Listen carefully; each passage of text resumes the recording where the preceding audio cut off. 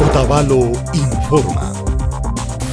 Conforme al artículo 496 del COOTAD y en cumplimiento a la ordenanza que regula la conformación de los catastros prediales, la determinación, administración y recaudación del impuesto a los predios urbanos y rurales para el bienio 2012-2013, aprobada por el Consejo Municipal, se ha procedido a realizar la nueva valoración de las propiedades urbanas y rurales. Los nuevos valores podrán ser consultados por la ciudadanía en las jefaturas de avalúos urbanos y rurales a partir del jueves 15 hasta el 28 de diciembre. En caso de existir reclamos, se podrán formular ante la Dirección Financiera hasta el 28 de diciembre del año 2011.